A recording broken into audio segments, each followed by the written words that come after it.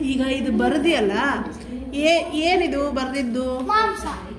ಇದು ಅಲ್ಲ ಪಜಿ, ಇದು ಯಾವ ಬಾಕ್ಸು, ಇದು ಯಾವ ಬಾಕ್ಸು? ಇದು ಪ್ರಾಣಿಗಳು.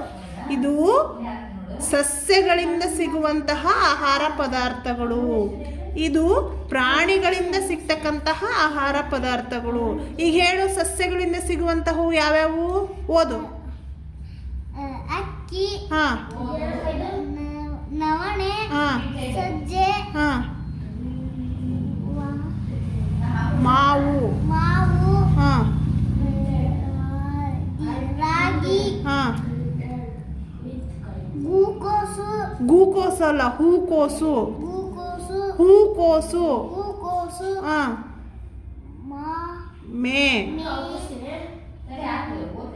ಮೆಂತ್ಯ, ಮೆಂತ್ಯ, ಹಾ,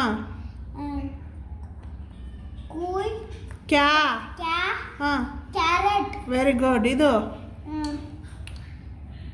ಮುಲಂಗಿ. Very good. ಇವೆಲ್ಲ ಸಸ್ಯಗಳಿಂದ ಸಿಗ್ತಕ್ಕಂತಹ ಆಹಾರಗಳು. ಈಗ ಪ್ರಾಣಿಗಳಿಂದ ಸಿಗ್ತಕ್ಕಂಥ ಆಹಾರಗಳು ಯಾವ್ಯಾವ ಹೇಳು? ಇದೇನು? ಮೊಸರು, ಮಾಂಸ, ಮಾಂಸ, ಹಾ, ಕೂಡ್ಸೋದು. ಗಿಣ್ಣು, ಗಿಣ್ಣು, ಗಿಣ್ಣು ಎದರಿಂದ ಸಿಗುತ್ತೆ? ಆಕಳು, ಆಕಳಿಂದ. ತುಪ್ಪ, ಇದು ಎದರಿಂದ ಸಿಗುತ್ತೆ? ಆಕಳು, ಎಮ್ಮೆ, ಇದರಿಂದ ಸಿಗುತ್ತೆ. ನೆಕ್ಸ್ಟ್ ಇದೇನು? ಮೊಟ್ಟೆ, ಮೊಟ್ಟೆ ಮಿಸ್ ಕೋಳಿ ಮಿಸ್.